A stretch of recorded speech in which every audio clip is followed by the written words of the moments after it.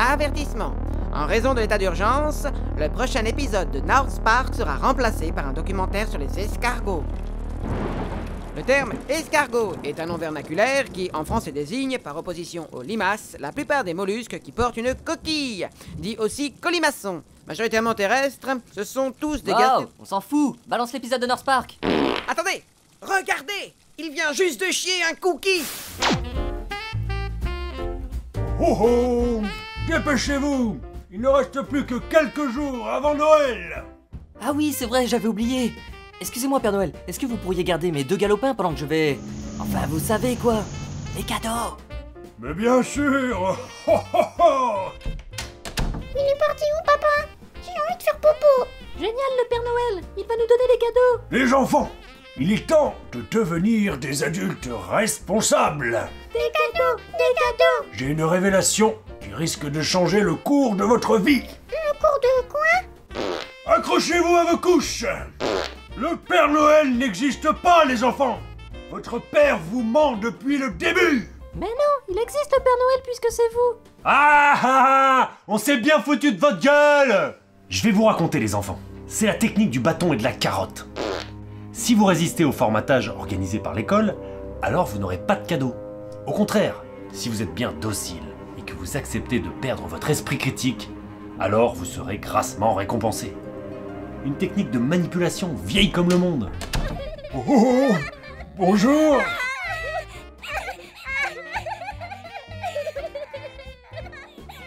Que se passe-t-il, les enfants? Le Père Noël a été inventé uniquement pour nous obliger à bien travailler à l'école.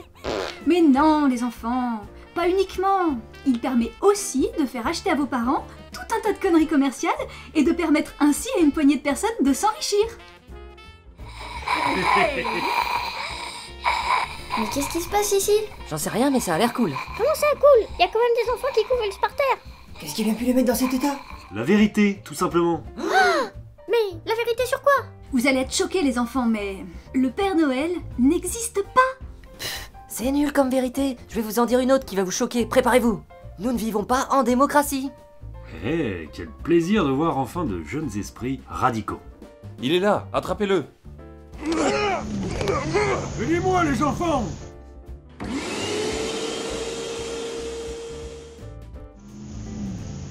Attendez-moi, je vais essayer d'en savoir plus. Quoi? Le Père Noël n'existe pas? Terrorisme. À quelques jours des fêtes de fin d'année, un homme déguisé en Père Noël sème la zizanie à North Park. Cette affaire relance l'éternel débat. Le Père Noël existe-t-il? Pour répondre à cette question, nous recevons notre expert en conduit de cheminée, le grand rabbin des bois. Bonjour, j'ai fait un rêve où l'esprit de Noël m'a parlé.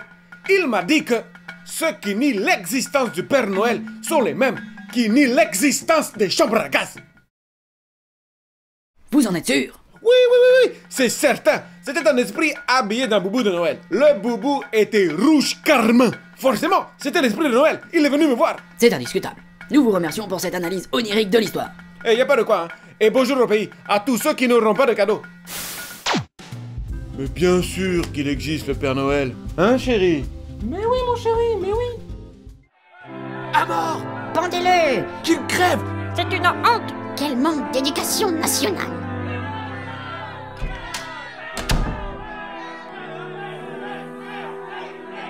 Silence.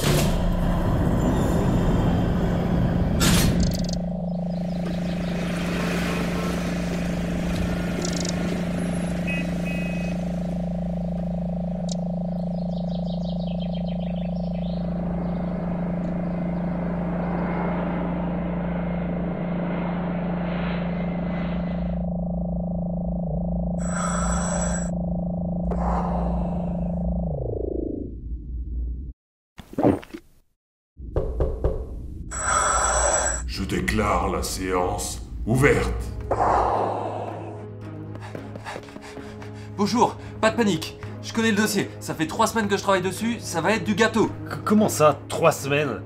J'ai été arrêté ce matin. Sylvain, vous êtes accusé d'usurpation d'identité. Et comment pourrait-il y avoir usurpation d'identité puisque le Père Noël n'existe pas? C'est une honte! Pendez-le! Silence! Vous n'êtes pas censé ignorer que Père Noël est une marque déposée par Père Noël Corporation, représentée ici par les avocats de la défense. Mais on s'en fout de la marque. Moi je parlais du vrai Père Noël, celui qui n'existe pas. Le Père Noël n'existe pas. Vous êtes sûr? Bah oui. Attendez, c'était pas dans le dossier ça? Passez-moi ma sacoche s'il vous plaît.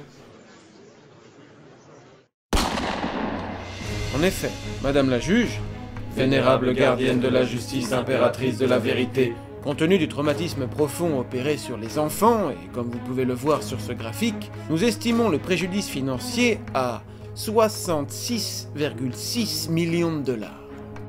Objection.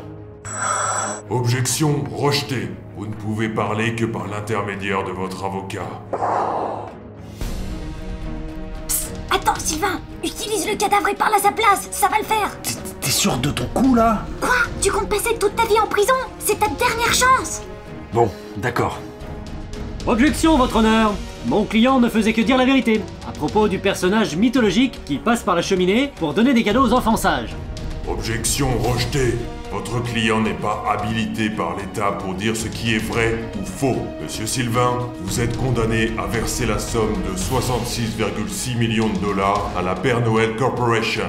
Ainsi soit-il. Bon, d'accord. Attendez-moi ici, je vais aller retirer de l'argent au distributeur. Très bien, nous vous attendons. Bah, depuis quand t'as 66,6 millions de dollars? Chut! Suis-moi, on se barre! Vite! Activation du plan B. Punaise! On peut même plus se déguiser en Père Noël dans ce monde de merde. Et en Dracula? On peut encore? Ça risque d'être compliqué pour le carnaval. Ça commence toujours comme ça. Et on sait bien où ça finit. Bah non, ça finit où? Bah tu sais bien. Bah non, je sais pas. Mais si, tu sais. Ah ouais, je crois que je m'en souviens maintenant. Bon, tant pis. Il suffit de ne pas se déguiser, et on peut continuer de dire aux mioches que le Père Noël n'existe pas. Bonne idée. En plus, il y en a un qui arrive. Bang-toi, on va être en retard. Hé petit, le Père Noël n'existe pas. Quoi? Mais alors, pas du tout. Quoi? C'est une bonne grosse connerie pour que tu sois bien sage à l'école. Quoi? Petit, toute ta vie est basée sur un mensonge. Bon, on essaie d'y aller plus mollo pour le prochain? Bah pourquoi? Arrêtez vos bêtises, les enfants. Si vous voulez revoir Sylvain et Mathilde vivants, retrouvez-nous dans 10 minutes, à l'entrée des égouts. J'ai l'impression que c'est un piège. T'es parano. Ne venez pas, c'est un piège! Ah, bah vous voyez, je vous l'avais bien dit, c'est un piège. Sacré Sylvain. Toujours le mot pour rire. Les enfants, je rigole pas! Bah oui, c'est sûr, ça se voit, il rigole. Moi, je suis sûre qu'il rigole pas. Mais réfléchis, Yann. S'il ne rigolait pas, il n'aurait pas dit sans rigoler qu'il ne rigolait pas. Puisqu'il rigole. Tu comprends? Bon, si on veut être à l'heure, il faut y aller maintenant. Bon, cette fois, c'est sûr, c'est un piège. Arrête, Anne, tu vas finir par nous porter la poisse. En même temps, c'est bizarre comme lieu de rendez-vous. Tu vas pas t'y mettre non plus. Quoi encore? Rien du tout. C'est le stress. Ça me fait péter. Oh là là là, ça commence à sentir le piège. Ça suffit. Si vous continuez, la prochaine fois, on ira sans vous. Il n'y aura pas de prochaine fois. Ils en mettent du temps pour retirer l'argent. En même temps, 66,6 millions de dollars, ça fait pas mal de billets.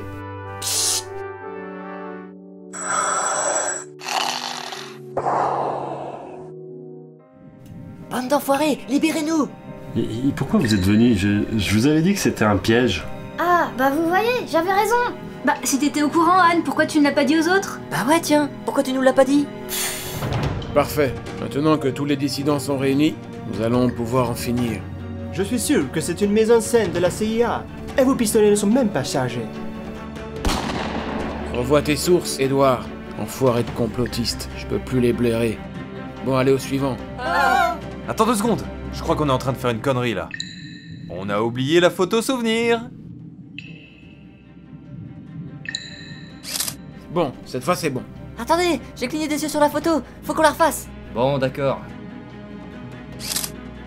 Bon, cette fois c'est bon. Attendez, est-ce que je pourrais changer de place? J'ai pas envie d'être à côté d'Emile sur la photo.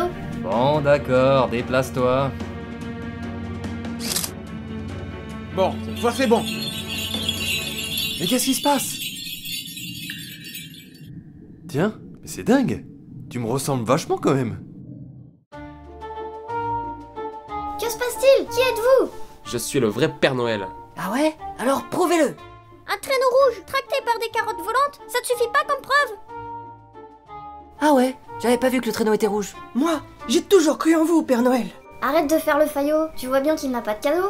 Merci de nous avoir sauvés, Père Noël. Mais je ne comprends pas, Père Noël. Vous devez bien être au courant que votre image est utilisée comme un outil marketing et comme un moyen de pression sur les enfants, non? Ouais, je suis au courant. Mais alors, où étiez-vous pendant tout ce temps, là? Au pôle Nord, j'ai été banni de la société pendant 300 ans. C'est une longue histoire que je vais vous raconter en 30 secondes. Tout a commencé en 1914. J'étais minot à l'époque. Je cultivais puis distribuais des clémentines gratuitement dans l'espoir de faire émerger une société non marchande. Prenez des clémentines, les minots, c'est gratuit! Chouette, merci monsieur. Cool, des clémentines. Je peux en avoir une aussi, monsieur? Bien sûr, mon petit. Et si tu plantes les pépins, tu peux en avoir autant que tu veux. Une abondance de fruits, c'est super. Il est là, attrapez-le.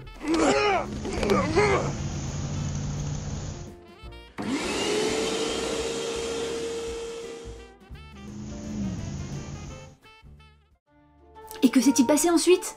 J'ai été arrêté pour pédophilie et condamné à vivre au pôle Nord pendant 300 ans. Ah, les enfoirés, c'est toujours pareil. On essaie modestement d'améliorer les choses et on se fait injustement envoyer sur les roses. Prenez des clémentines, les jeunes! Génial! Vous n'allez pas nous violer quand même? Mais Père Noël, en venant à North Park, vous avez enfreint la loi. Déjà, les lois, je les emmerde et je ne pouvais pas laisser des innocents mourir en mon nom. Aidez-nous encore une fois, Père Noël. Accompagnez-nous au tribunal pour faire valoir vos droits sur l'appellation Père Noël et ainsi innocenter Sylvain.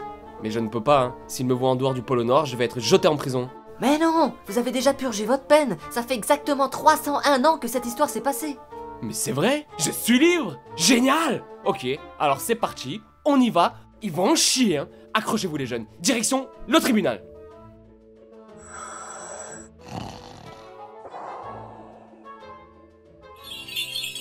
Votre Altesse de la vérité authentique, j'aimerais appeler à la barre un témoin. Hein? Quoi? Accepté. J'appelle donc Thierry Père Noël à la barre. Monsieur Père Noël, jurez-vous de dire toute la vérité et rien que la vérité jusqu'à ce que la mort nous sépare?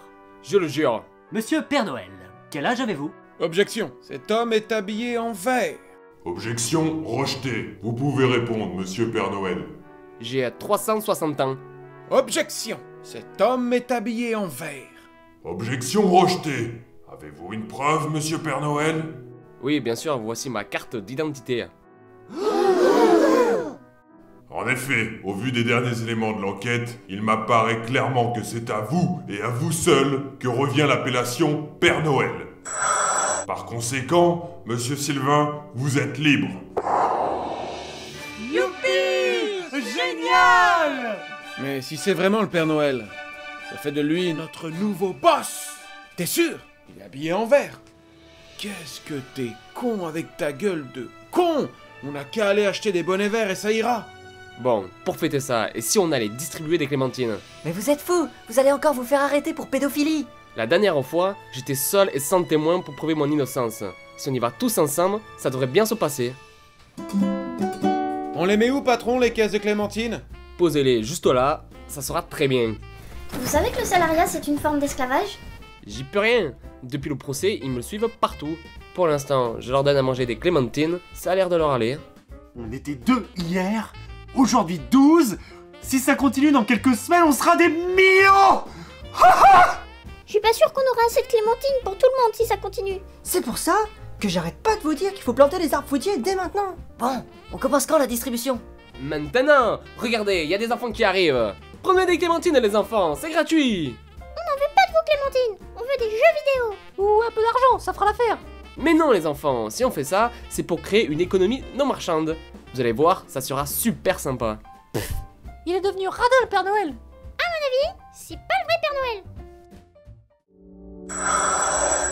Allô, sécurité? Est-ce que quelqu'un peut me redescendre? Allô? Allô? Putain de vacances de Noël.